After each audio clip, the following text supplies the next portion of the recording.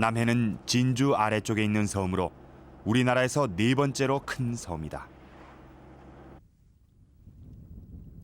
남해는 우선 판각에 적당한 지리적 요건을 갖췄다.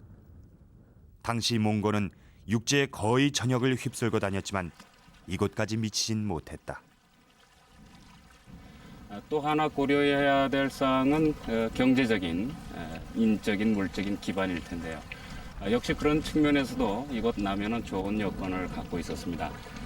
특히 남해와 인근한 하동, 진주 지역에 대한 어떤 당시의 세력 분포를 보면 당시 최고 실권자였던 최후, 그리고 그 대장경 사업의 반을 나누어서 했다는 정한, 그 두 인물이 상당한 시급지를 거느리고 있던 지역이 바로 하동 인근 이쪽 지역이었습니다.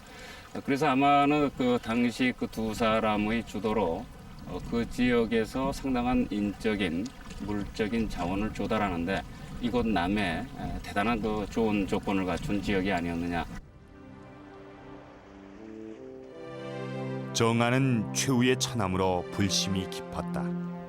기록엔 그가 남해에서 대장경을 만들었다고 한다. 따라서 남해는 판각지였음이 분명해 보인다.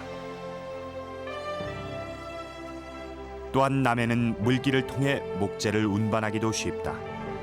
그런 장소로 꼽히는 데가 이곳 관음포다. 남해안 일대에서 벌채한 나무는 뗏목 형태로 이곳까지 옮겨올 수 있다. 특히나 지리산 일대의 풍부한 나무는 섬진강 줄기를 타고 내려와 관음포에 도달했을 것이다.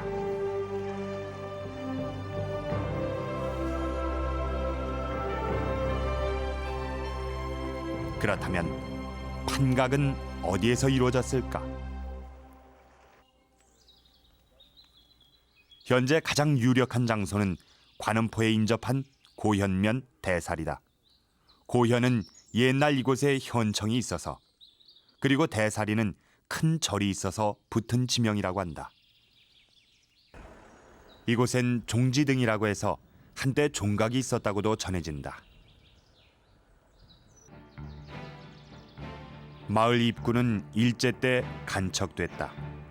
하지만 고려 때엔 바닷물이 마을 앞까지 들어왔을 테고, 따라서 경판 목재도 물길을 통해 이곳 입구까지 도달했을 것이다.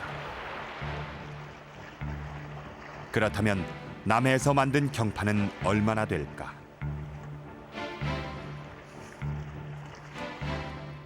경판은 대장도감판과 분사도감판으로 나뉘어 있다.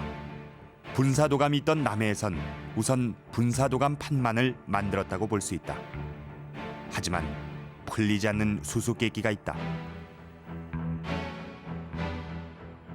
같은 계묘세에 분사판도 같은 사람이 분사판도 참여했고 대장도감판 판각에도 참여한 예를 우리는 속고성전 권6과 권16에서 우리가 볼 수 있습니다. 인경이라는 사람은 권6도 새겼고 권16도 새겼는데 그것도 같은 해입니다. 같은 해에 분사도감과 대장도감을 왔다 갔다 했으리라고는 생각되지 않습니다. 이런 것을 우리는 각서를 통해서 전부 규명을 해 볼 수 있었습니다. 그래서 대장도감과 분사대장도감은 동일한 장소였다. 판각 장소가 다르지 않았다. 동일한 장소에서 대장경판은 모두 판각이 이루어졌다는 것을 확인할 수 있습니다. 경판을 판각했던 남해. 그 옛날 사람들은 바다를 건너 이곳으로 속속 모여들었을 것이다. 그들은 불심을 키우며 부처님의 말씀을 목판에 새겼다. 그리고 호국의 염원을 담았다. 고려인들의 그런 정신이 있었기에 팔만대장경은 우리의 유산으로 남을 수 있었던 것이다.